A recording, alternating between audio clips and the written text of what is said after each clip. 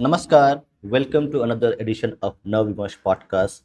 So today in the NV Talk Show, we have with us author and former CEO of Tata Elxsi, Mr. Devarajan. So namaste, sir. Namaste, namaste. Good to connect with you. Thank you, sir, for your time. We really appreciate that from your busy schedule, you have given us an hour and a half to discuss your first book. Is it your first book or Yes, this is my first book. yeah, so your debut book, the name is Designed to Win. Okay, the Tata Elxsi story. So we're going to discuss his book and also his journey in the corporate world from 1980s onwards. So first of all, thank you for your time. I really appreciate, and the audience also appreciates that you've given us the time. And let's start with your life itself, that being in the corporate currently in 19, let's say 2000s and 20s, you had joined the corporate world in 1980s. So for the our we have a young audience here, so can you just give us Okay. a little bit of idea about your early start to corporate life from IIT to joining Tata Elxsi, with a different name. So we'll start from there. The difference between the corporate culture in the early stages of your career and currently how it looks like in terms of differences. Okay. So, just to give you an idea, after my IIT, I was hired through a campus interview into HCL, as it is known today, or Hindustan Computers Limited, as it was known then. And honestly, I think, the 65th or 75th employee of the company.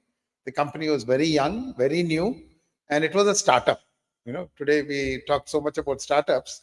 HCL was a startup then by a bunch of IIT graduates and a couple of IIM graduates. And the idea was to replace what IBM did when they left the country in 77, post the government decision to request multinationals to either have joint equity holding in India or leave the country. So companies like IBM, Coca-Cola, they all left in 77, and that left a huge void in the IT industry, especially. And that is where HCL came in and said, okay, we will try and fill that void as much as possible. So that is the way I joined this company. And it was a very small company, and people did not know what computers were. It was not a mass market product. A computer was something which was hidden in a air conditioned room, and in many of these big companies, big corporates, big manufacturing industries, there were a handful across the country. But we were here to proliferate that computer, a smaller version of what IBM used to sell, much smaller version. And that was a big challenge, those days. But you had to tell people what a computer is. Like I was telling somebody at another meeting yesterday, after 6 months of joining the company, there was a half-page ad in the national dailies saying, congratulations, HCL has just installed its 13th computer in the country. So that was the population of computers. When we say computers, it adds up all these PCs and all were not there. So it was a challenging proposition. And I was posted at that time in Kolkata to sell computers over there. And Kolkata being Kolkata, it's a very vibrant place where it's very difficult to make a penetration with computers, because the trade unions were very strong then, and people were abhorring computers, thinking that it will lay off people. Where will I go? I will lose my job, and those kind of things. And against all odds, we actually built up a market which was very challenging, very interesting, and very different from what it is today. The challenges are different, the market is different, times are different, but then it was what it was then, and it is something else today. So that is Thank you. something, yeah, which was very interesting for me. Yeah, I think you are like, I think the book doesn't mention a lot, but it's a very interesting topic that 1980s Kolkata, when the militant trade unions were actually quite active. and they did a bit of damage to the industry and the economy as well.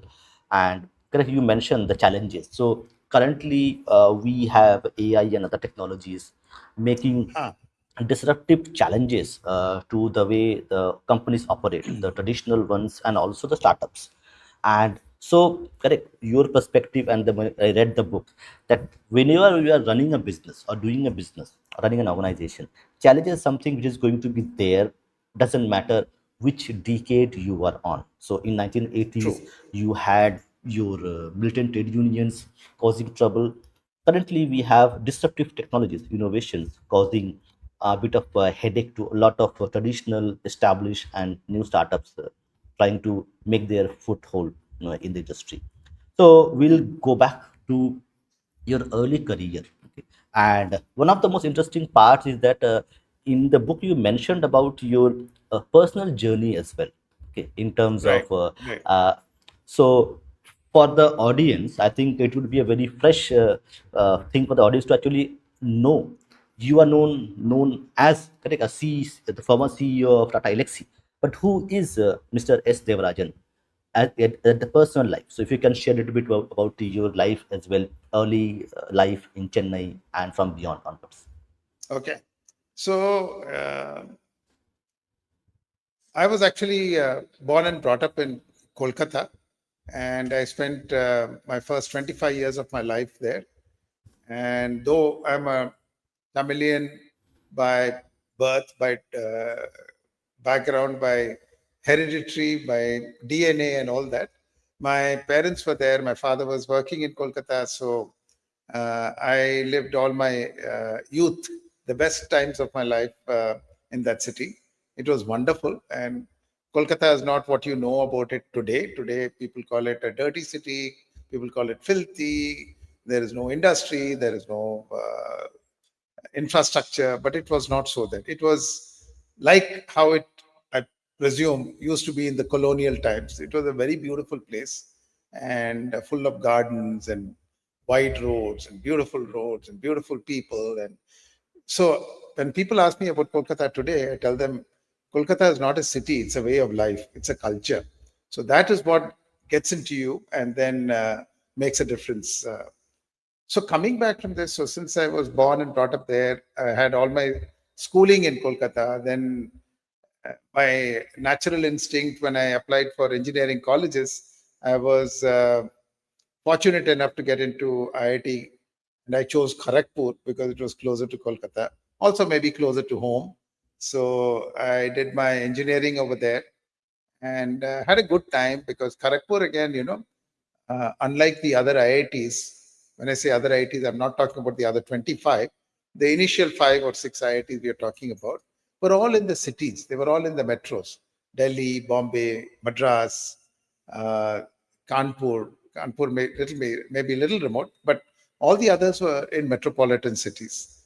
But Kharagpur was quite far away from Kolkata, and it was a small village, small town, and the best way we students and the faculty could enjoy Kharagpur was to create a life for ourselves.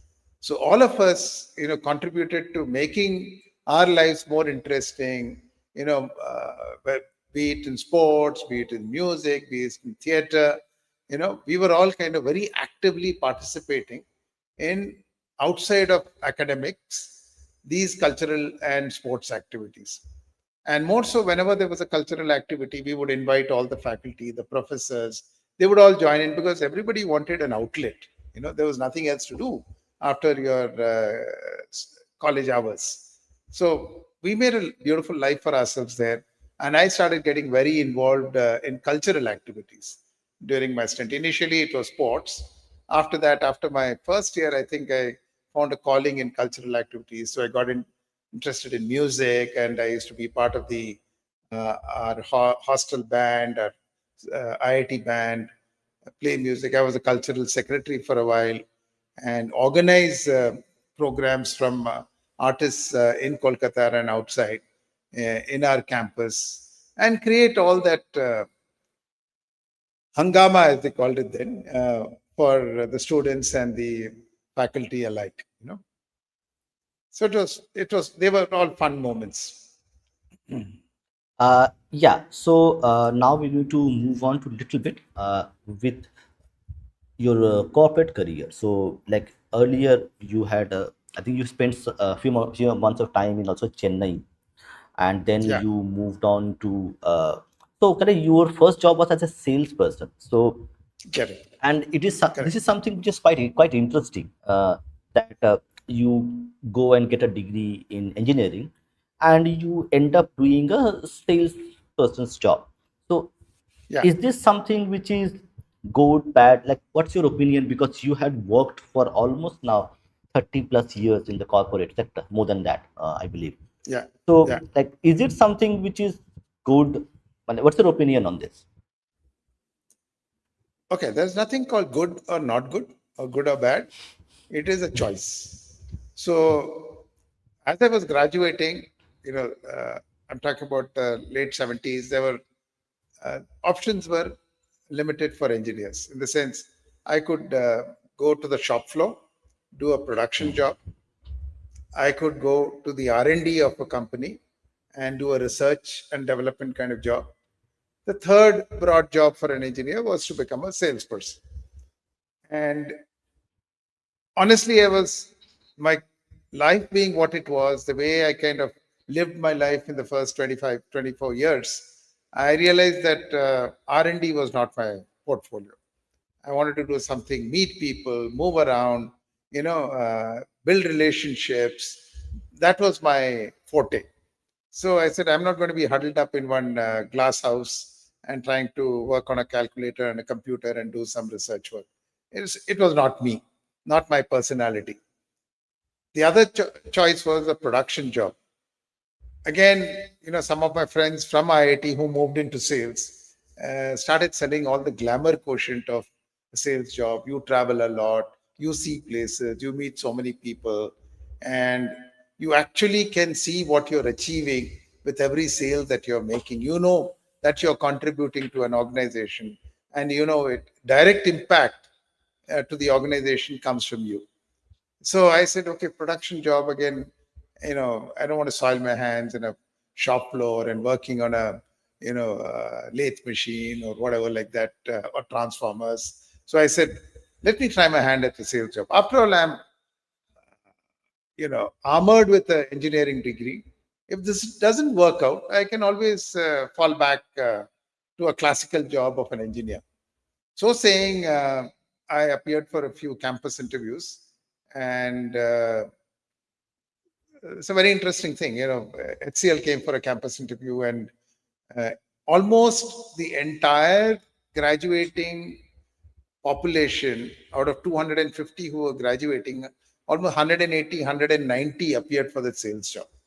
So it was not me alone. And out of that, about 80 were shortlisted. And finally, I got the job for a sales job there. So before I got the job, what happened was HCL said, okay, we are now going to round the campuses and then we will come back and tell you whether you're on or off. They didn't give me an assurance. So I said, fine. I mean, this was what was happening with most companies. And after that, there's this engineering company from headquartered in Calcutta. It was a multinational called Chloride India. They make the famous Excite batteries that you know. And they came for an interview, and then we talked with the head of personal management, as they called them those days. We talked a bit, and then after about half an hour, 1 hour of discussions, he said, "We'd like you to join us as a salesperson in Chloride India. Are you ready?" I said, "Yeah." So, what? How much are you going to be paying me? What are the salaries like? So he was offering something which was about 50 rupees less than what HCL was offering. 50 rupees went a long way, those days. So don't get me wrong here. So I said, okay, but Chloride is a big name. Nobody knew HCL. It's a new name, but it's a computer company. Whilst the final round of discussions was going on with that gentleman, my professor of placements ran into the discussion room. He said, this interview must stop now. So both of us looked at him and said, what happened, Professor? No, no, no, no, don't continue. So the gentleman across, he said, No, I'm almost done with Devarajan. I think he's ready to join us. So why should I stop the interview? No, he's got an offer from HCL to join the company. That's fine, but he has a choice now, is what that gentleman said. So professor said, no. The rule of the campus is you get only one job. The first job you get, you're done with that. You cannot have two jobs on hand. You have to give equal opportunity to the other students. So please stop this interview. Very disappointedly, he stopped the interview, and professor called me to his cabin. And as I was heading out, he came back. This guy called me, and he said, "If ever you're unhappy with HCL, please don't hesitate to give me a ping. I'll be happy to take you." I felt really glad, very elated that you know, as a youngster, you're so much in demand. Somebody said, "Why don't you come and join me if you're not unhappy? If you're not happy elsewhere?" Which I felt, was very motivating for me. These are milestones in your life, which you carry with you as something very deep and very sentimental. Then Professor gave me the offer letter from HCL and showed me all the details. And that's how my career into IT came about. So a TV channel many years ago, when I became the CEO of Tata Elxsi, actually mentioned as their closing line after interviewing my personal life at Tata Elxsi. They closed with a personal line tagline which said, IT's gain was chloride's loss. So that's what he said, which I thought was That's a very very that's a nice. very Yeah. interesting quote. Yeah. So now we'll move on to the book itself. So currently, when I read the book about Tata Elxsi, so it is into many verticals. Okay, from Correct. Correct. healthcare to media to also industrial engineering. Okay, so a lot of Hmm. vertical. So why don't you just start and give us overview of the early stages of Tata Elxsi's birth and where you were there and how your contribution was Okay. there. So we can start with the Okay. journey of Tata Elxsi. Yeah. So I will, begin with a, brief flashback of Tata Elxsi even before my time, because interestingly, it was the first computer company founded by Indians in North America. So it was a startup in North America, the first computer company to be incorporated in North America, which was founded by Indians, which was a very interesting thing. We are talking about mid 80s, early mid 80s then. And what happened was the founder was one Mr. Thambi Thomas, a BITS Pilani graduate, finally from Stanford. And he was a chip designer. And he decided to get into this business. And somewhere along the line, Tata's also wanted to be in the high technology business. But the government regulatory permissions would not allow all these technologies to be owned by the private companies. They were all public sector companies like Bharat Electronics and BHEL and semiconductor complex in Chandigarh. All these were owned by private enterprise, public enterprise, not by private enterprises. And the relationship between India and the United States was not very strong and cordial those days to allow these technology flows to come into India. Thirdly, India was still a closed economy, and we could not afford to pay any money to even import this technology as private enterprises. So, having said that, but Mr. Tata was trying to find a via media, and there was a request from Elxsi Corp those days, seeking some funds over and above what they got from the venture capitalists. So, Tata's used to do a lot of exports of leather goods and other stuff from Tata. So there was an element of foreign exchange earning which was there with the company. So they decided to put in a few $1 million into Elxsi Corporation and build a joint venture. The outcome of that was very clear. They said you can have the technology and the product to be absorbed and sold in the Asian and Indian markets, not in Europe and North America. That is restricted to the Elxsi Corp.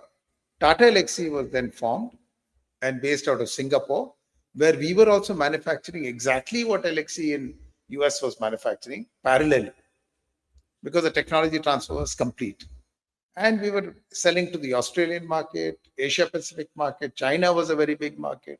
And India also started to become a market for many of these computers. And then, when all this happened, Elxsi was outbeaten in technology by the latest chip technologies that came into the market called the RISC technology. When they came in, Elxsi had to have a backseat because they could not keep up. Those were much lower cost and high powered computers that could be made with those chips. So we kind of got run over in the race. And hence, another company in the US absorbed Elxsi, while Tata Elxsi here decided to move to India and service the Indian market, being seeing it as a very large potential. So that is the journey of Tata Elxsi into India. However, when we moved to India, we bought in all the capital goods from Elxsi, all the kits for manufacturing Elxsi computers here, and all that happened. And parallelly, Elxsi shut down there. So we decided, let's not place our bets on this horse. Let's look at an alternate product. So a very similar alternate product was seen in the US, which was called, came from a company called Silicon Graphics. They made very high-end graphic workstations, very high-end computing servers, and except for the graphic workstations, their products almost mirrored the Elxsi computers. So we said, let's tie up with them and imported. We had a know-how transfer, paid license fees, imported kits, imported manufacturing technologies from them. We were saddled with that, saddled with Elxsi capital goods, and the 1991 the government opened up the economy and said free imports are allowed now into the country for whatever you want. So computers could be imported freely. So we would be left behind if we stayed on with this technology. We would be left behind because of our intent to only manufacture and not buy and distribute. So around that time is when I joined the company, and then we decided, let's get into the distribution mode because we can have access to the latest technology all the time. So we don't have to depend on what we manufacture and sell. As the technology gets advanced abroad, we have access to the same thing here by importing it. But to do that, what happened? We were saddled with so much of all our equity was invested in all the capital goods and the kits that we had imported earlier. So we were in very, very deep losses. And that's what happened. And I was hired to say, can you turn this company around? And this was by none other than the founder of TCS, Mr. F.C. Kohli, who also happened to be the chairman of my company, Tata Elxsi, and who also is well known as the father of the IT industry in India. So when he called me and said, Devarajan, can you do this? Can you take on this job and turn around this company? It was one of the most elating moments in my life.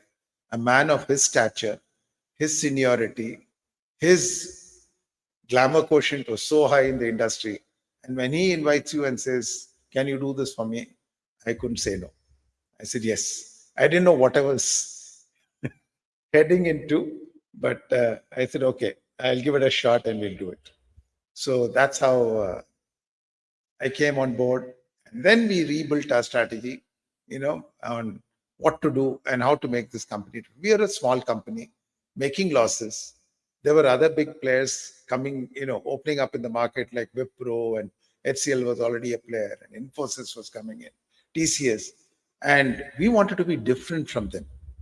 You can't be an also ran in this business. And let me tell you, that was not my style. If you have to do it, we have to do it better than the others, do it different, and think out of the box all the time. And this was cemented more so by a CEO's conference that Mr. Ratan Tata had called, which he does every year. He used to do that every year, where all the CEOs of all the Tata companies would get together for a 2-day workshop, a strategy workshop. And his opening address, he said to all the 89 CEOs, you guys have to be number one or number two in the business you're in, or don't be there. That hit me very hard, and it sunk into me, it got embedded into my DNA. I said, hey, this is a fantastic line. Let's execute on this line. I said, Tata Elxsi will become number one or number two in the business we are in, or we will shut down shop. And we were shutting down shop was the easiest thing to do because we were already there, almost there. So we had to bail out the company. And the best way to bail out is do something which is different, that others are not doing. So you're freeing yourself of inherent competition, and you're creating a market which is not there at all. It's not that the market is there and I'm going to tap it. You're creating an absolutely new market in India. So, what are these markets? To answer your question, it is a long preamble to reach there, but to answer your question, one of the markets was in engineering services and engineering design, which is very prevalent today. And any automotive company, any consumer, whether you take an air conditioner or a refrigerator or a computer or a car or two-wheeler, they all have to be designed. And if you automate that design through computer aided design, computer aided engineering, do analysis on the products, it makes the decision cycle much shorter. It helps the companies bring out products much easier. So we integrated a solution with the silicon graphics hardware, got adequate software to provide these support solutions, the applications, and started seeding this idea into the market. But then there were multiple challenges there also. It is not like banking software or inventory control software or financial accounting software where people know what to expect. Here, people didn't know what to expect. We said, assuming we say, yeah, we can make your car a new, model a new car for you. First thing, show me. So not only do you feed or put a seed in the minds of the buyer, you have to prove it to him that the tree will grow. So how do you do that? They don't have the people to drive that market. They don't know how to design. So our guys used to sit and say, okay, we will do one prototype for you, show you how it's done. Then they get very impressed, very thrilled.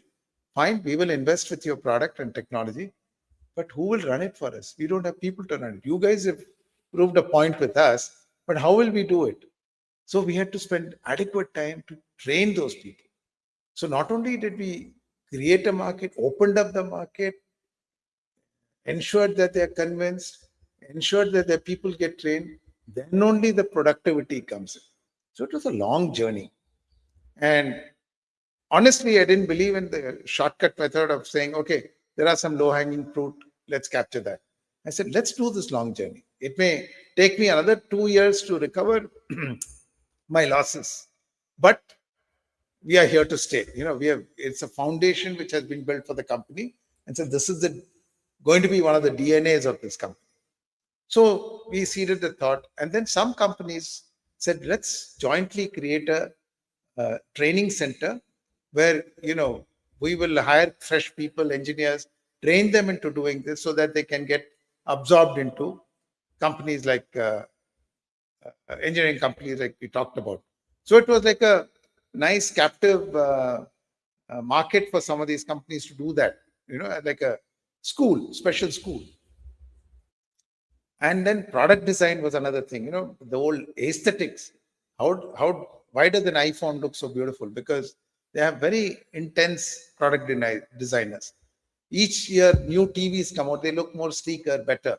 So we had software for product design too. So we went to IIT Bombay. They had an industrial design center. We said, we will provide all the solutions. Start training your students into this with these tools. We will help you. We created courseware with them. National Institute of Design in Ahmedabad. We created courseware for them and said, teach the students this so that we have people coming out. So the market, gets the right trained people to use these machines. Then animation, another vertical we talked about was animation. You all know, what you see today is Bollywood and Hollywood movies. And it was it's a no-brainer today. But 20 years ago, 25 years ago, nobody knew about animation in India. Jurassic Park had just come there, the first cut animation, big time animation. Otherwise, it was only Mickey Mouse and Donald Duck.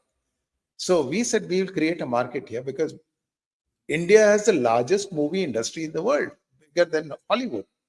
And let's create that market. And we looked at solutions from Canada, from US, and integrated those solutions and facilitated to build some of the largest visual effects and animation studios in the country. In Chennai, you have Prasad Production, the Prasad Studios.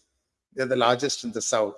Ramoji Film City in Hyderabad, Annapurna Studios, Prime Focus in Mumbai, UTV, United Television, which is now sold to Disney, TV 18, all those were created by us and a dozen more or more than that.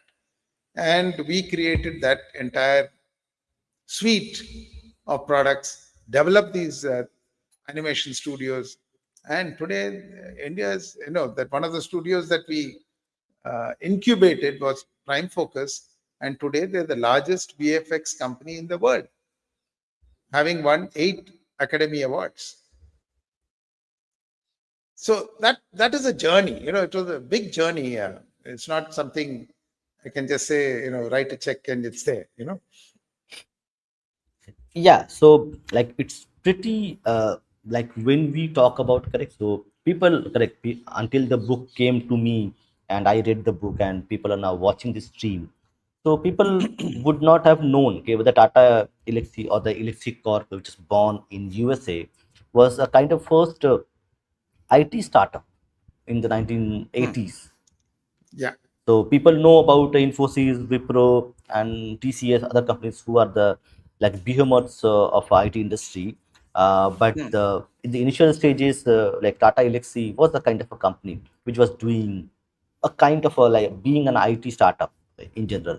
Although they lost their way because of the innovation and the regulatory things which are there, which they could not compete. But that's an interesting part, correct? That the precursor to the IT revolution was a company which is not well known now because you generally work with the B2B. So I think yeah. B2C segment is something which is not very major component of your overall sales and No, growth, because you are doing B2B. So people will correct. not be knowing. And that's a kind of a thing which happens, that the branding kind of thing. So I want to just move on with discussing about the Tata Group's work culture, its culture of innovation, its culture of investments. So how Tata Group is different in terms of other corporate houses, and correct, how their human resource management, their culture of investment, the culture of innovation, correct, as you mentioned, the Tata Group chairman takes all the CEOs of the internal companies, which the Tata Elxsi is a part of it, and does the strategy session and give them the confidence and the investments and the resources to actually build and take up new challenges. So how it is different from any other organization, and how unique it is in India specifically? So honestly, I wouldn't like to compare it with any other organization. I can tell you what we were and what we are, and because I've not worked in other corporate houses, I don't know the insights. So I will not. I will beg to hold back my critical comments on that. But as a Tata person who's worked in the group for so many years, I can say the way Tata's work is, their work culture is, first of all, extremely ethical, highly ethical work culture. No deviation from that. If you're caught being unethical, you're gone.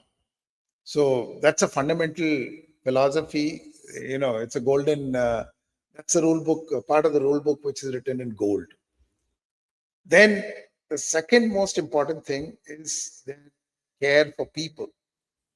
So it's a very empathetic kind of company. And if you look at the old school of the Tata Group, people have worked till they're 80, 90, 100 in the company. So when Mr. Ratan Tata came, he changed and gave it a proper retirement age, and for the directors, retirement age for employees. Otherwise, if you're good, you continue as long as you want. It was very family or very Japanese kind of outlook. Uh, that worked then. It may not work today. Because you need brighter people, younger people, more nimble people. The world is changing a lot, and the best part I would say is the autonomy. So as a leader, when I was with the Tata Group, Mr. Tata or my chairman, Mr. Kohli, would only discuss the outcomes of my work. Never, what did you do? How did you do it? Why did you do things this way? You could have done it that way. No. They believe they have hired you to do it. They believed you are capable of doing a job. They will not question the how of it or the why of it.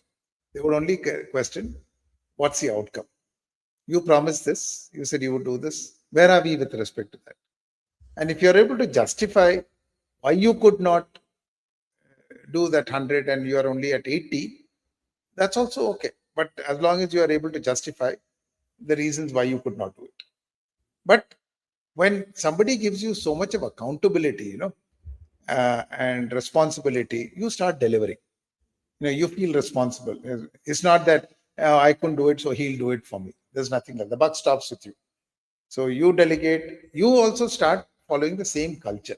That's what one did. Within the organization, within your organization, just like the Tata said, okay, you want to do 100 crores this year, okay, we'll review it at the end of every quarter. Likewise, you start delegating with your senior management in your company, and don't start micromanaging as a culture. Give them the responsibility. Tell them, okay, give me a plan as to how you want to execute on your numbers, and then review the outcomes on a quarter to quarter basis, rather than go transactional and nitpick and nag and micromanage. People to stop being productive. If you do that. Second thing, I think the EQ, in a sense, the empathy quotient, that was something which I carried with myself as my own trait within the Tata Group. Maybe it's not may not be 100% Tata philosophy, but I used to have very high empathy quotient with my team. I mean, it was the relationship, the connect I had, and because of that, there's one philosophy which I carry and which I believe in very strongly, that people work for people. People don't work for companies. So, moment that happens, you need to connect better with the people. Why does somebody leave the company? Because they're not happy with the boss, not because they got a better salary. They got a better salary because they were not happy with the boss. They looked out and found they were getting a better salary. Why would I get a better salary? Because I will not move if I'm getting the same salary. So you have to pay me better for me to move my job. So the reasons that employees give today, I'm moving because I got a better salary, is all bunkum. You're not happy with your boss, so you're going. So for that, there's other philosophy that I carry is 70% of your awake time, you're at work. So in that 70% of your awake time, if you're not happy doing what you're doing, then something is wrong. Two or three things could be wrong. You're doing the wrong job. You're not cut out for this work, but you've been pushed into doing this work. So you're not happy. You've been actually delegated, or you bought yourself to do something which you didn't realize you're not capable of. It's a personal mistake. That's possible. Third is, every day when you come to office, you're not happy seeing your boss because you don't have a proper equation with him. So you're not happy. And somebody who's like that, I think first thing you should do is look for a job internally. Talk to your peer group, talk to your HR and say, hey, listen, I'm not being productive here. Can I get myself another opportunity in some other field within the company? Try that out. If that's also not working, then I think you should go. Because if you continue in that environment, the team around you is full of negativity because of you. You're pulling down productivity in the organization. So these are some of the philosophies I carried with me, and I believe along with the Tata culture, the Tata philosophy, blended and made me successful. Further, one more question on this. You Mhm. mentioned, correct? So you have the option of actually choosing, or maybe request to work on a different field which excites more, because end of the day, like empathy is there, correct? EQ Hmm. quotient. So in that context, fear of failure, correct, is a kind of a it's an Indian psyche that we Hmm. don't like failures, okay, in terms of the way things are done. How does in the Tata group, correct, how this is taken care of? Because you mentioned, correct, so you, the Tata group, or their human resource management is such a way that you can request, okay, okay, I am not feeling, I don't have the right kind of equations or the skills here, why don't you let me do some other work, I want to do this work.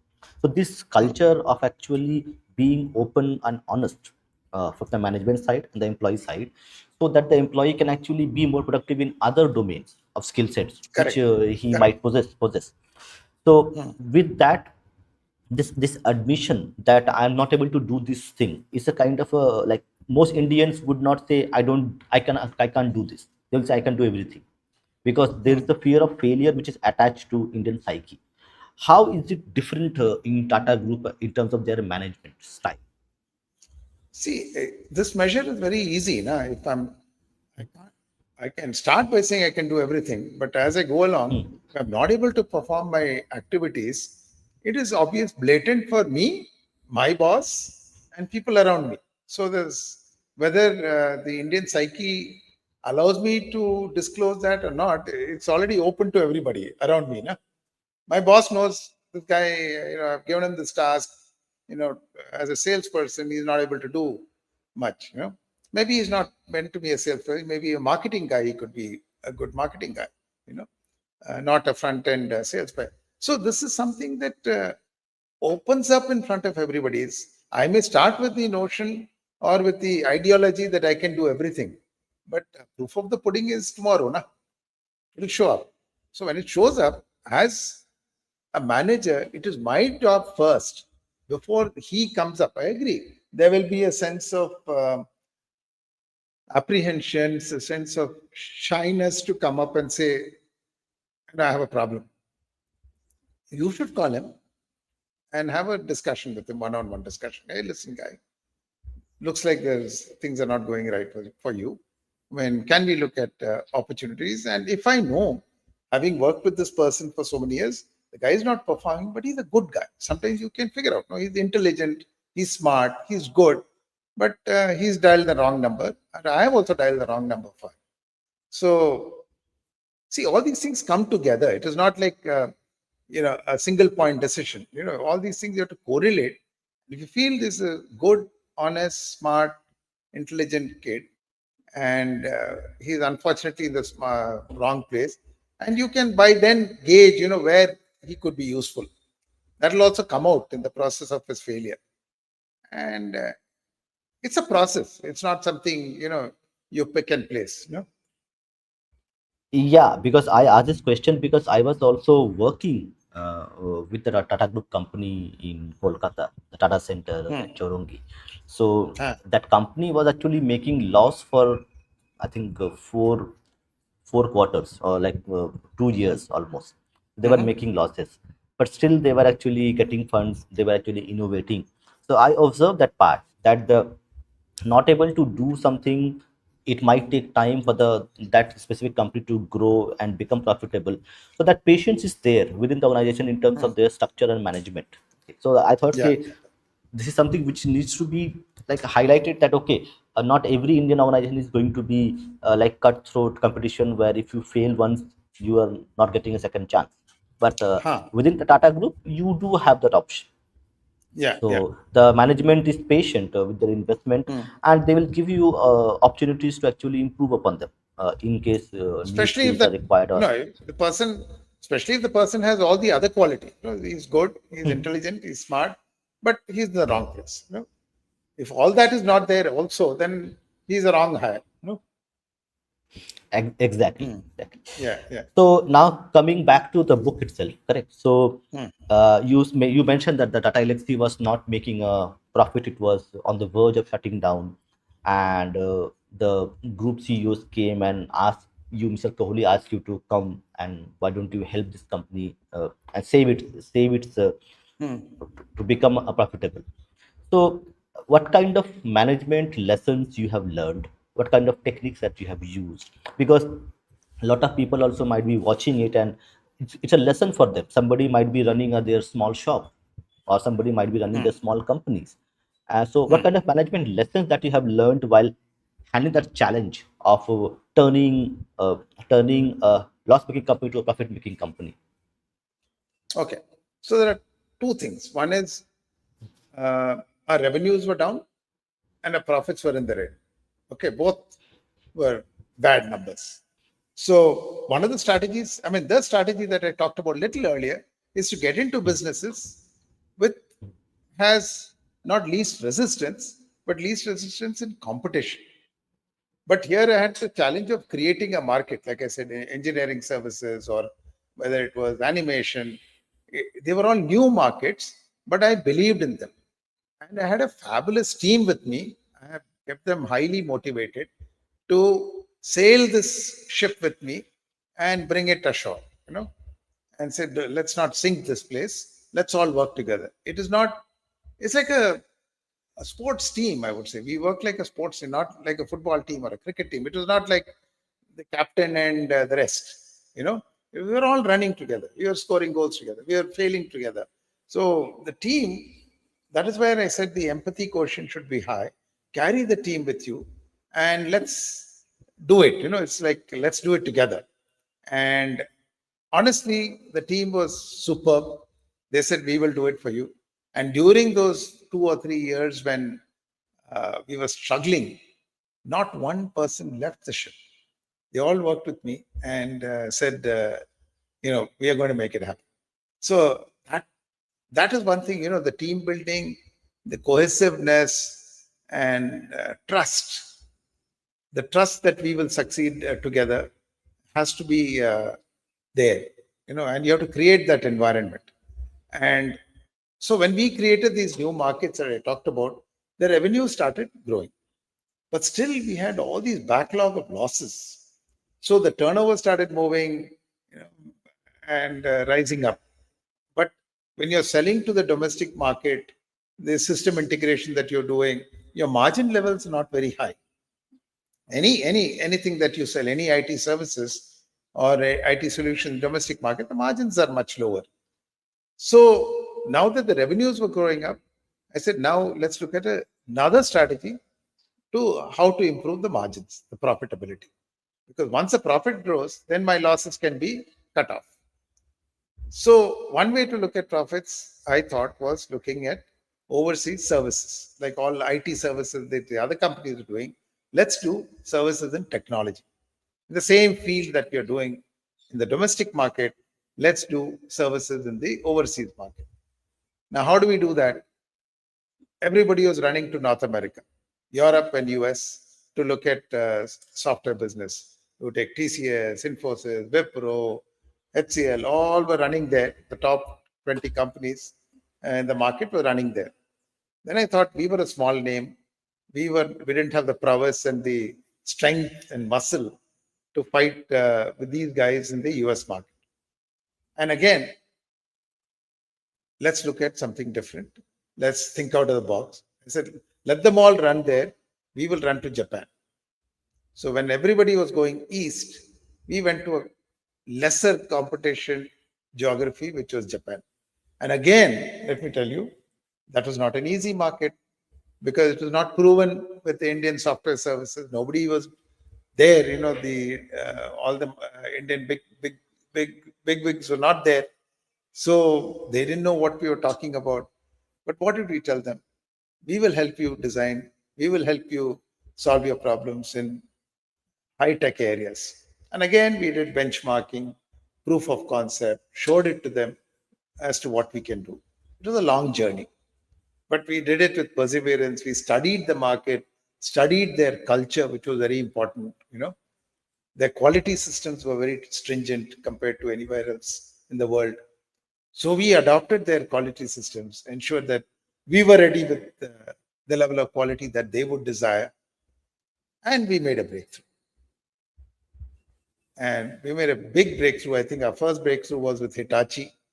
And they said, in the medical devices product, and we made some state of the art products in that area for them, along with them. And once, the Japanese culture is again very word of mouth. They're a very family kind of environment compared to the Americans, where the left hand doesn't know what the right hand is doing. So here, moment Hitachi came, then Mitsubishi said, "Oh, you've done this for Hitachi. Let's work together." Toshiba said, "Let's work together." So one by one, the pins started falling. Then we had a proper case study with us, saying we've done all this for these Japanese companies. Now we said, let's go now to the US and start. We have references, we have proof of concept, we have credentials. And with that, we went there and only addressed again the technology space, not all this financial services and BFSI and all that. And Yeah, that reaped very in interesting. profits. Yeah.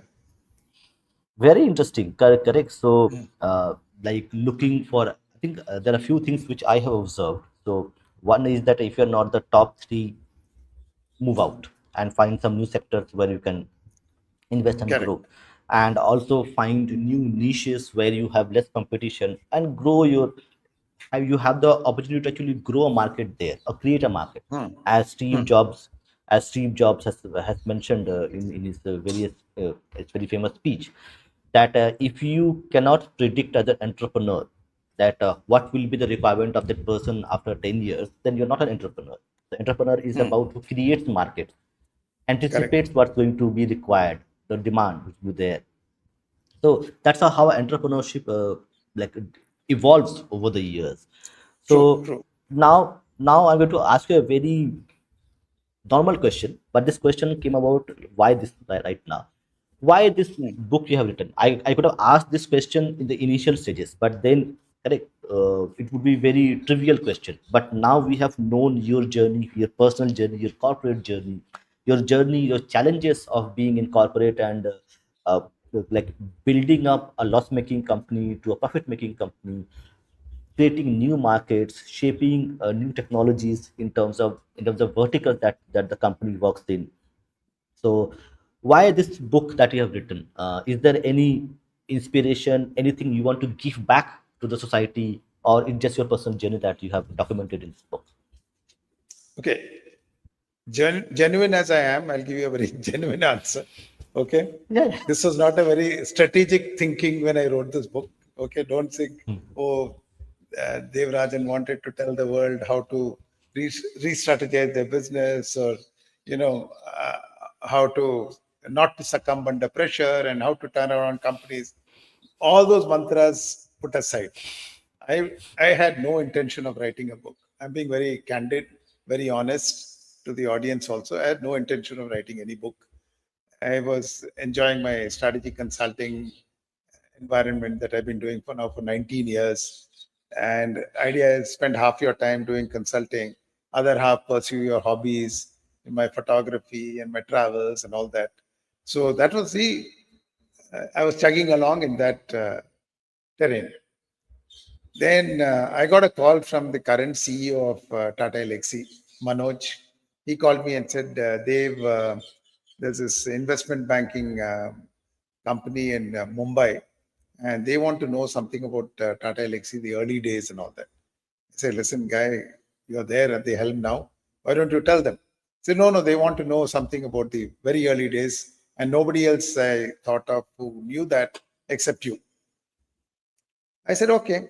Right from the beginning, they want to know. I said, okay, ask them to speak to me.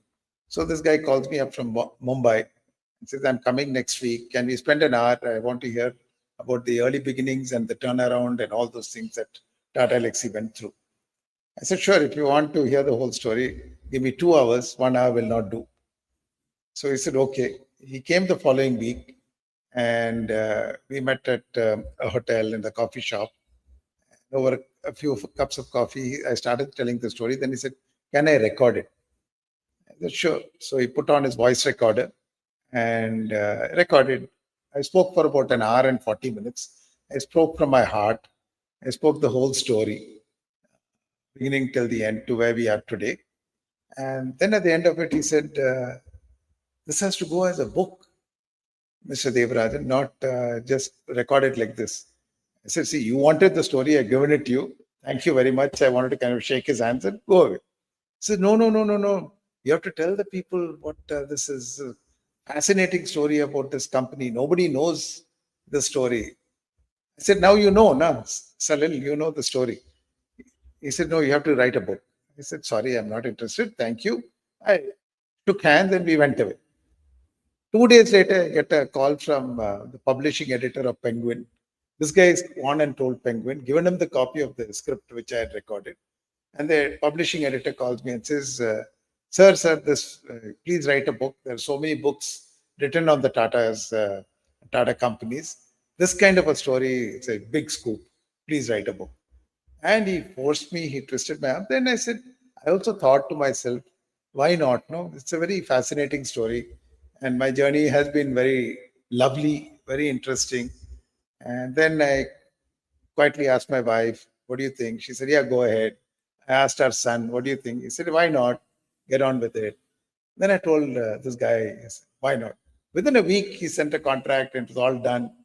And he said, do you want a ghostwriter to help you write the book? I said, see, this is not something a ghostwriter can do.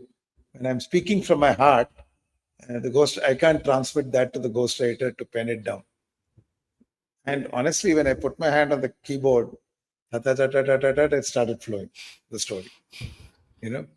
So that's how the book came about. No strategic intention, but No, that's a very interesting. I'm happy. I'm happy that it came out well at the end of it. You know. Yeah, actually, I read through the book. It's a very enjoyable book. Look, like it has a lot of like learnings that you have mentioned, you have described in terms of being in the leadership position, being in the management position. But it's an enjoyable book. It's not very dry book, which normally people will get. They'll talk about data analytics and all those things. So Yeah, it's a correct. I didn't want to go there. I it didn't want to go there. yeah, Yeah, yeah. it's a like it has very interesting anecdotes as well from your personal life, and the way your management style has been there. So it's an enjoyable book. I didn't feel bored while reading the book. I also took some notes as well Thank you. for the book. I would actually request your permission, like if I can read one or two chapters of the book, because in my channel actually we read books. Okay, because Oh, okay. currently people don't read books. Okay. So actually one of the Ah, my goal of the channel is to actually promote book reading, promote book reading discussions, so that people feel okay. This is not something which is boring thing. It's also enjoyable. ah, So we read a few chapters, one or two chapters, interesting chapters. We discuss it with the audience so that people feel engaged and they can hopefully go and buy the book, or at least have the thinking of okay, books are not as boring as things are. So thank you very much right. for this permission. So I will try to read You're one or well. two chapters of the book. So now Okay. we're at the end of our conversation. We have a few Uh-huh. audience questions as well. So okay, so this cover design, like is Huh. it something that you had done, or like it was done with your consultation? Because this white background and the blue and with the text are there. It's very minimalistic, but like very powerful in terms of like if you look at the book, you can actually read the Tata Elxsi story at the Huh. front, at the middle of it. Okay. So like, is there a like is it something that you did deliberately, or like some Yes, designer did yes. it for you? Yeah, so actually, it's my publisher, Penguin, who does it for Hmm, me. hmm, hmm, So after the manuscript was over, I mean, see, honestly, I was clueless about these processes and what goes into getting the book done. At every step, I was asking my publisher, now I've done this. Now, what do you want me to do? He said, send it for proofreading. We sent it up and down for proofreading. Uh, then he said, okay, now I said, now what do I have to do? He said, oh, now we have to work on the cover design. I said, okay. So how does it go? He said, if you want, uh, work on the title. I had already worked on the title and given it to them. And then he said, okay, I will have my art group do some cover designs and send it to you. You look at it, and if you want to make any small changes, you can tweak it and all that. So they came back with about 6 or 8 designs. It was almost like one sci-fi book. It looked cover, like these old Isaac Asimov's books with a lot of stars and rockets and computer letter alphanumeric things dropping. I said, listen, I don't want all these things. I just want a very simple design. Then we had a conversation. I said, what simple design do you want? I said, it has to be just a plain white book, white cover. Blue is the Tata Elxsi color, house color of the company. Let's keep it blue and just say design to win, the story of Tata Elxsi. That's all I want. And says, no, something we have to do. And they actually made this paper rockets for me, because it's a winning thing. And said it was put all over the book. I said, just put one paper rocket in the center. It's only one direction, one strategy, one mission, one vision. And finally, after about 2 or 3 iterations, not even 2 or 3, 2 iterations, we got this cover. And I was very happy. Then I showed it to, first thing I showed my wife and my son. How do you like this cover? He said, oh, this looks darker. Fantastic. So I said, let's keep it simple. Let's keep it simple. So that's how the cover happened, to be honest. This is the cover. So actually, I really liked it. The cover actually is something which is like very simple but very provocative. Okay, Yeah. the way it is Yeah. designed. Mm. So because nowadays, correct, marketing being a very integral part of everything. Okay, simplicity has gone away in many things. Yeah. But Yeah. somewhere down the line, we crave that simplicity. We don't want too much complexities, but too much colors, too much animation. Clutter. Uh, Clutter. Clutter is there. Correct? A lot of components Mm. are there in this thing, so it becomes a little bit. Your brain gets confused what you are looking at. Mm. So simple things sometimes work more better than a very complex things, complex designs in general. Mm. Okay, so we will take a few questions from the audience we have. Sure. So I Sure. already earmarked it for them. Mm. So yeah, so we have a question with Rishabh.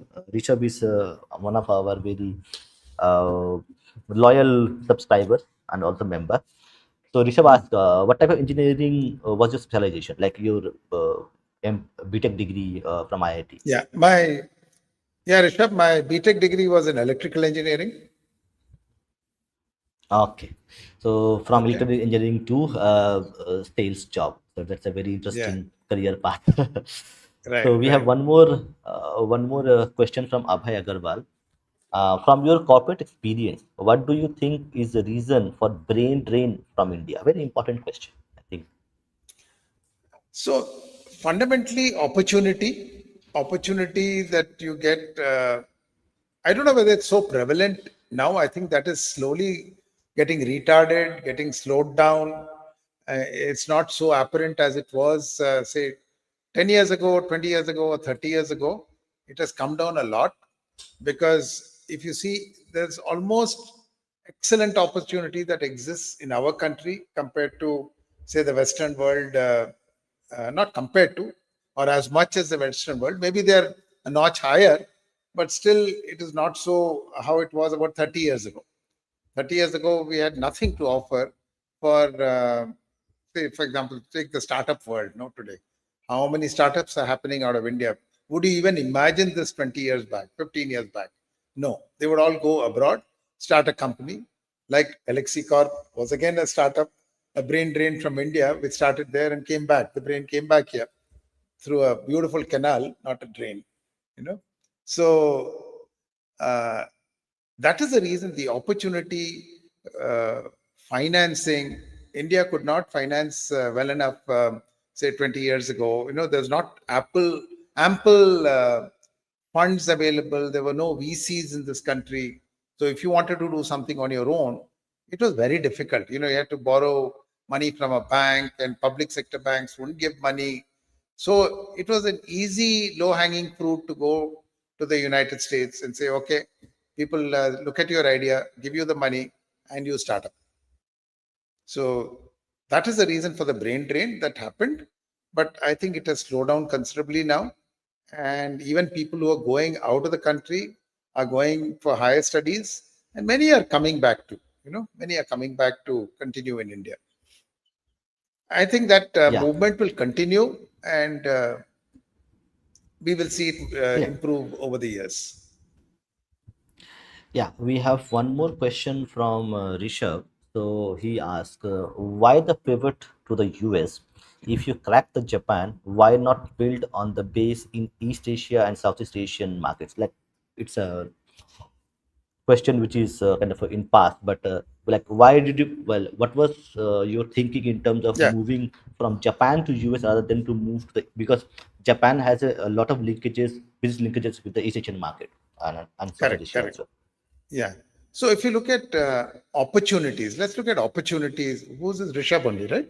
Yeah. So Yeah, Rishabh, Rishabh. if you look at, yeah, if you look at opportunities, Japan was not a big opportunity, but it was a focused opportunity which one could capitalize on then. So we capitalized on Japan because we wanted to be in a place which was less competition, and Japan is very good for high tech, is severely high technology. Products that are not even imagined in Europe and US are being designed in Japan even today. You know, we worked on technologies which were far ahead of its time in the rest of the world that we worked on in Japan. So after cracking that market, see what was the mission of the company? Mission of the company was to grow, become profitable, and become big. In the business that we were in.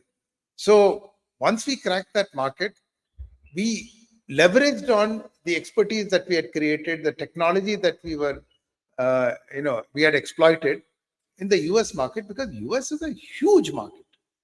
You cannot ignore the US market in technology space. US today, even today, is the largest market in the world as a country. So it's the best place to go. To answer your other question, why not build a base in East Asia and Southeast Asia? Where will you build? The only other technology country in East Southeast Asia outside of Japan was Korea. And Korea was very small. There were a handful of companies in Korea, you know. So uh, that was a no go, at that point in time. Even today, you don't have too many companies exploiting the Korean market, you know.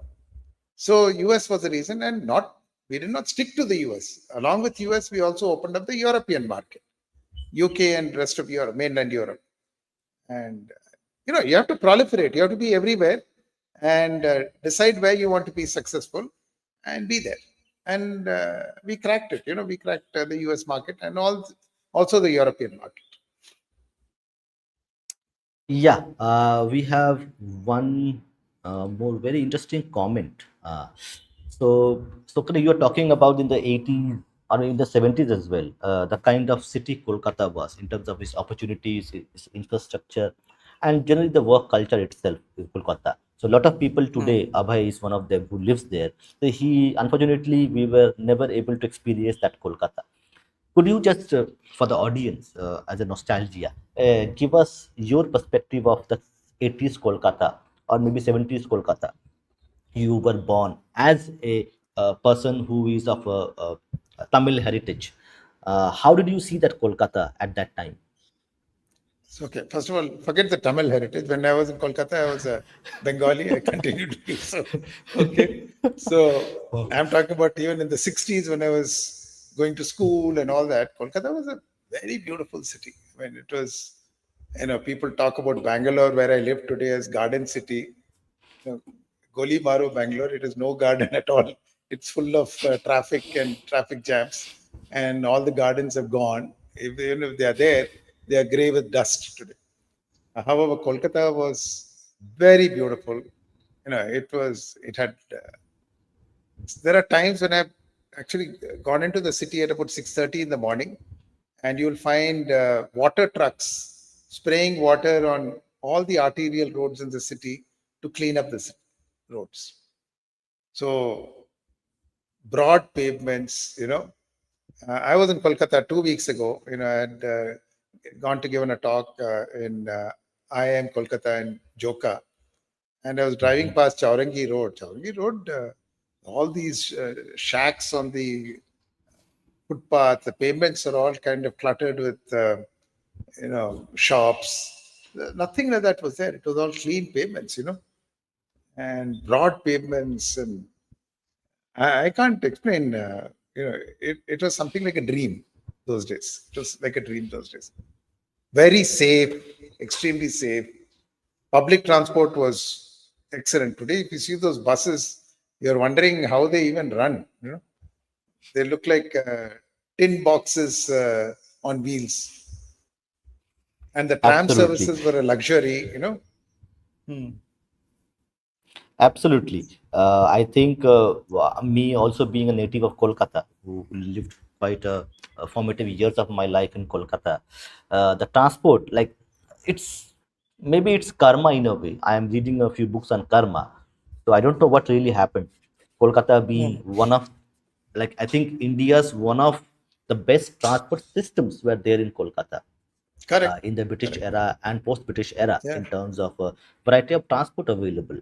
From now, what we see today is if I want to travel from let's say Taliganj to let's say Damdam, apart from metro, all the other transport options are quite, I would say, horrible in Pathetic. terms of their Mm. pathetic punctuality, Mm. quality, and you don't know whenever you will reach. There is no guarantee when the traffic jam happens. Mm. Yeah. So that is something which is, but let's hope that things improve. We should always have hope that something good will Correct. happen. So, and True. True that. I just got a message from your one of your former associates, Mr. Vinayak Rao, who was working with you. He, Oh, really? yeah, yeah, Vinayak Rao, you might know him. I Huh. know him I'm personally. not able to Uh, place him. Huh. I'm not able to yeah, yeah, place him. yeah, Huh. yeah, Okay. yeah. That he was part of your working group, yeah, at when he was Oh, working at wonderful. Tata Elxsi. Wonderful. One so he got a Wonderful. message that okay, he really enjoyed the interview that we have done today Oh, with you. so sweet. Yeah. Yeah. So Thank you. yeah, the last thing has come from Rishabh again. Thank you for writing this book, sir. Corporate India has millions of stories of perseverance and overcoming incredible odds, and they deserve to be told for the next generations of entrepreneurs. So, last word to you, to all the budding entrepreneurs who want to build a new India, new startups, and make India, develop India to 2047, which is our our honorable PM's dream. So, last words to you on the entrepreneurs of tomorrow's India. Thank you very much. Thank you very much, all of you. And I hope you enjoyed the show. If you want to hear more about what happened at Tata Elxsi and in my personal world, please go ahead and get a copy of Design to Win. And if you are in Bangalore, let's meet and I can sign the book for you. Thank you very Yeah. much. Thank you So, very much. thank you, sir. It was a really wonderful talking to you. A lot of lessons I have learned. I think the audience also might learned a lot about your life, your management style, and the human connection. At the end of the day, the human connection is the epitome, the pillar of management style. Okay, without the human Absolutely. connection, Absolutely. everything else doesn't stand. Your data Very analytics true. doesn't stand if you don't have the human connection with people you work with. Your customers are Correct. human, your employees are humans. So the human connection is the ultimate in terms of leadership, which needs to be inculcated and learned. So thank you, sir. Hope to see you Thank you. again. Thank Maybe you we very can much. discuss. Yeah. Hope to request you again to come and discuss a little bit more about your Kolkata experience. Maybe someday. Perfect. I'll be happy to, come back to you. Yeah. Yeah. Thank you, sir. So Thank you. so Thank you so namaste. much. Thank you so much. Namaste Thank you. Namaste. and all the best, everybody. Bye. Thank you. And I will also put the link of the books on Amazon and others in the pinned comments and also in the Huh. post so that people can go ahead and buy the book. Hopefully, people will be buying the book. So please go ahead, buy the book. It's an enjoyable book. For me. A corporate book, an entrepreneur book, sometimes is filled with a lot of data and other like innate things. But this is an enjoyable book. You will understand and learn how a personal journey, how a corporate journey, how the transformation takes place in a very enjoyable fashion. So not a dry book as other books are in terms of the corporate jargons, which you say. So thank you, sir. Thank you. Thank you very much. Thank you.